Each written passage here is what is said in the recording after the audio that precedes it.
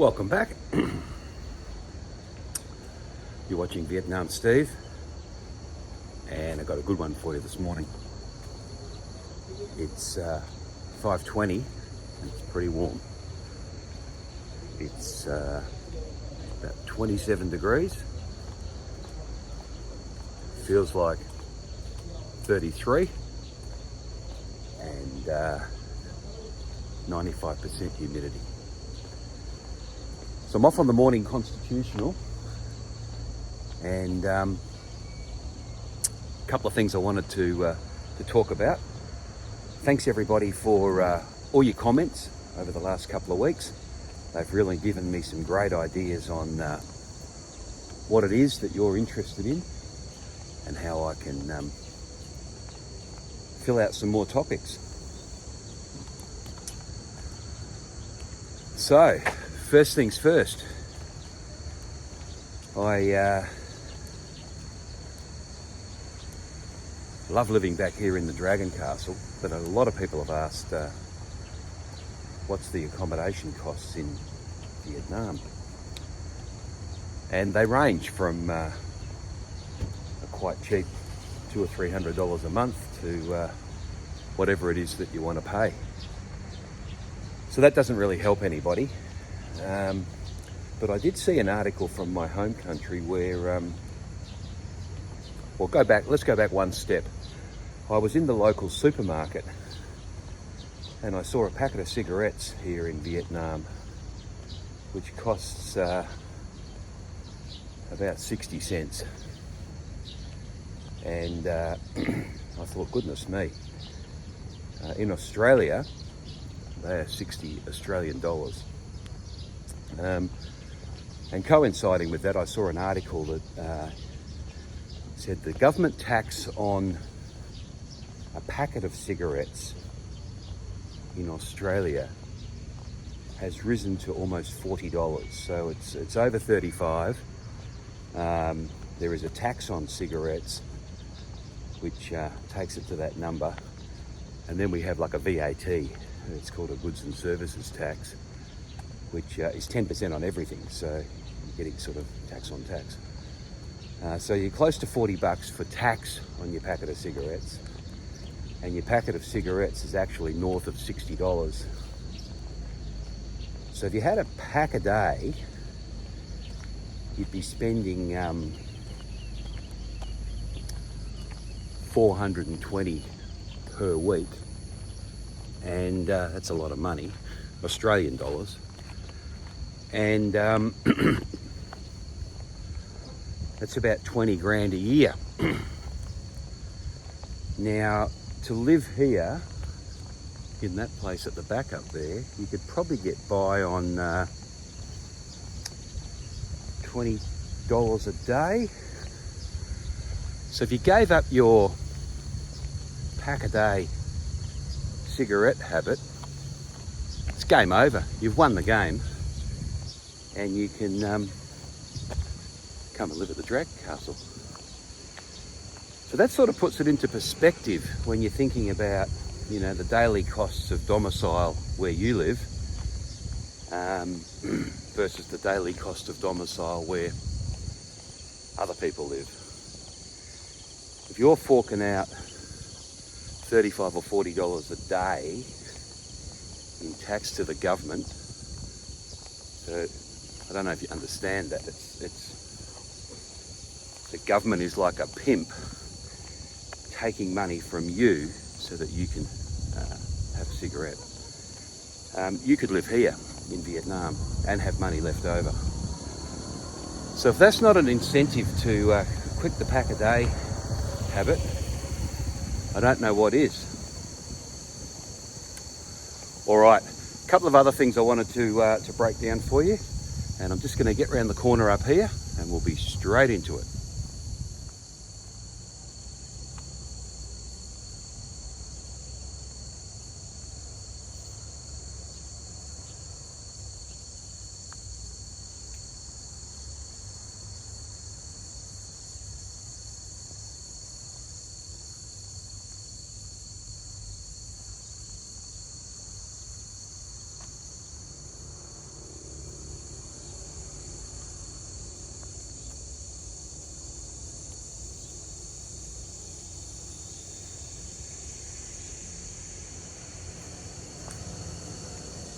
Lovely garden somebody had there in the side of the street. It's just grow your own, fresh as can be, and on the verge. The second thing I wanted to just punch out today, and there's only two things, so you can relax. It's a short one today. Was simply what's going on in the world. I don't know if that's a question or with a question mark or a statement with an exclamation mark. But if you're one of the people that gets wound up by the local news, politics, religion, and it's giving you anxiety, one of the things I notice here in Vietnam, but foreign locale generally, is because the news is in a foreign language, you're not as wound up in it. And secondly,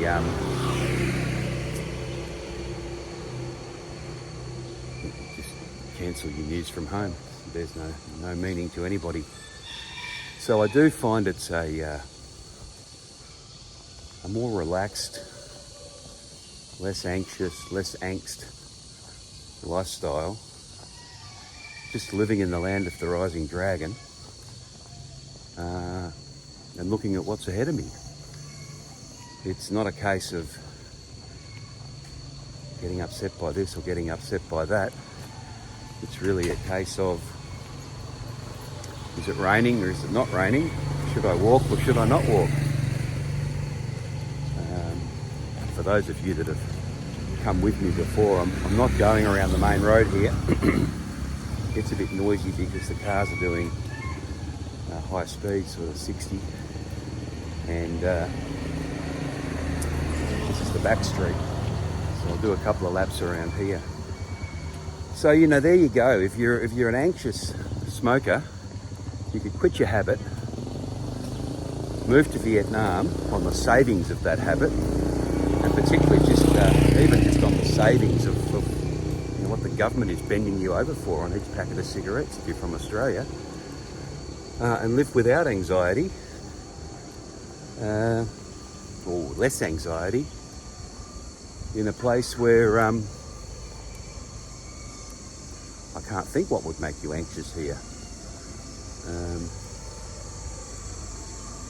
This is early in the morning, there's people out walking, they're saying hello to me, the cocks are crowing, and all in all it's a fairly simple existence.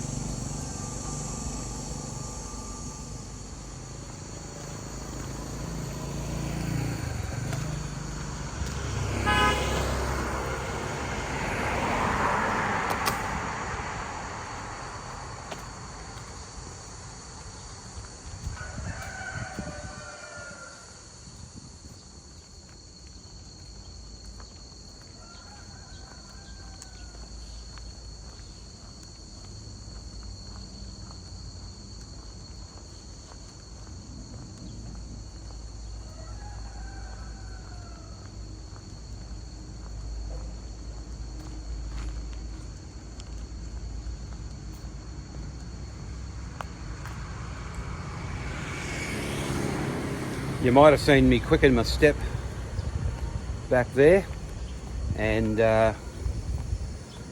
two things. I was lost in thought about accommodation prices, and then secondly, a dog came running out of one of these houses and gave me an earful. So just to wrap up, please subscribe to the channel if you'd like to see more of Vietnam Steve. Please give me a comment about your accommodation experience in Vietnam.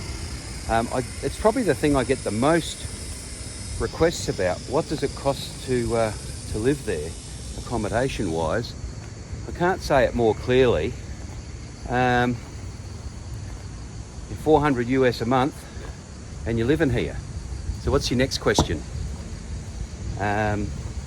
I lived in a luxury apartment, which was about 22 Australian dollars a day. So we're looking at 600 Australian dollars a month, which is 400 US. 400 US. Rent a place, 400 US. So for all of you that are sitting at home, not able to launch until you know what it's going to cost to rent a place, 400 US.